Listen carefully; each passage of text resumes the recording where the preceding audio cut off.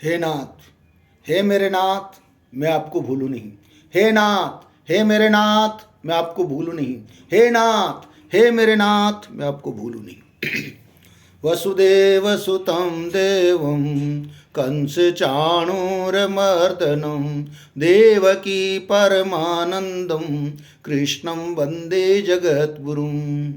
कृष्णाय वासुदेवाय देवकी नंदनाय च नंद गोप कुमाराय गोविंदाय नमो नमः। प्रिय गीता प्रेमियों, गीता माधुर्य का पाठ प्रारंभ कर रहे हैं। अध्याय तृतीय चल रहा है, श्लोक संख्या 20 से पाठ प्रारंभ है। श्री कृष्ण गोविंद हरे मुरारे, हे नाथ नारायण वासुदेव। श्री कृष्ण गोविंद हरे मुरारे, हे नाथ नारायण वासुदेव। अर्जुन कह रहे हैं,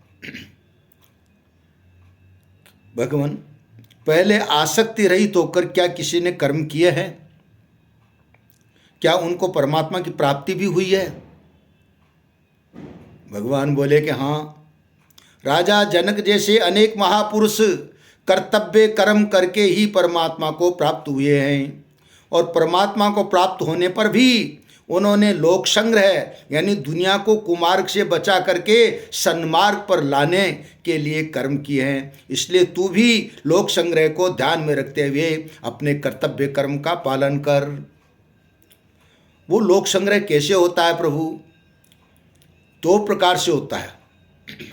अपनी कर्तव्य परायणता से और अपने वचनों से श्रेष्ठ मनुष्य जो आचरण करता है, दूसरे मनुष्य भी वैसा वैसा ही आचरण करते हैं। वो अपने वचनों से जो कुछ प्रमाणित करता है, दूसरे मनुष्य भी उसी का अनुवर्तन करते हैं।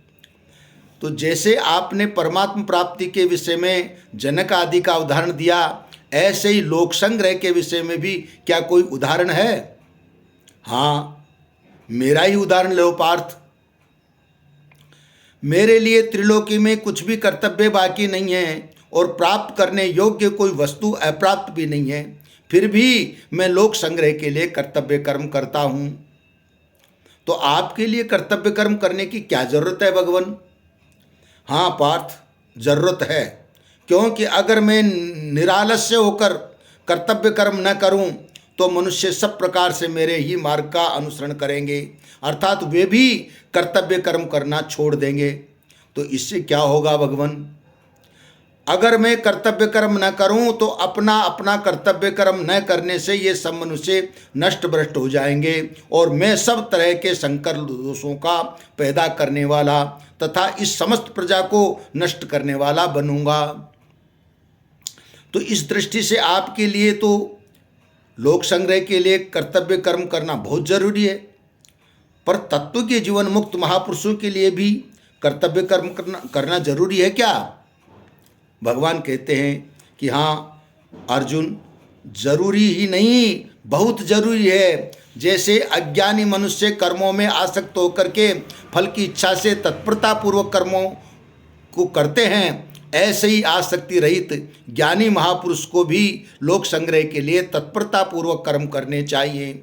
ज्ञानी महापुरुष को चाहिए कि वह कर्मों में आसक्त उन अज्ञानी मनुष्यों की बुद्धि में किसी प्रकार का भ्रम पैदा न करके स्वयं भी बड़ी सावधानी से कर्म करे तथा उनसे भी वैसे ही कर्म करवाए। तो अज्ञानी और ज्ञानी इन दोनों के कर्मों के करने में क्या अंतर होता है प्रभु? देखो, संपूर्ण कर्म सब प्रकार से प्रकृति के गुणों द्वारा किए जाते हैं, परंतु अहंकार से मोहित अंतःकरण वाला अज्ञानी मनुष्य मैं करता हूँ ऐसा मान लेता है। और हे महाभावो, गुण विभाग और कर्म विभाग को तत्व से जानने वाला ज्ञानी महापुरुष संपूर्ण गुण ही गुणों में बरत रहे हैं, अर्थात संपूर्ण क्रियाएं प्रकृति में हो रही है, ऐसा अनुभव करके उनमें आसक्त नहीं होता है। तो जितनी जिम्मेदारी आप पर है उतनी जिम्मेदारी क्या ज्ञानी महापुरुष पर भी होती है? नहीं। ज्ञानी महापुरुष अज्ञानियों की तरह कर्म न करे तो कोई बात नहीं, पर वो किसी भी रीति से कम प्रकृतिजन्य गुणों से मोहित और गुणों तथा कर्मों में आसक्त अज्ञानियों को विचलित न करे। पर मैं तो विचलित हो जाता हूँ भगवान, क्या करूँ? तू विवेक भक्ति बुद्धि के द्वारा संपूर्ण कर्मों को मुझ में अर्पण करके कामना, ममता और संताप से रहित होकर के युद्ध यानी अपने कर्तव्य कर्म का पालन कर। तो संपूर्ण कर्तव्य कर्मों को आपके अर्पण करने से क्या होगा प्रभु? जो मनुष्य दोष दृष्टि से रहित होकर के और श्रद्धा पूर्वक सदा मेरे इस मत के अनुसार चलते हैं, वो भी संपूर्ण कर्मों के बंधन से मुक्त हो जाते हैं। श्री कृष्ण गोविंद हरे मुरारे, हे नाथ नारायण।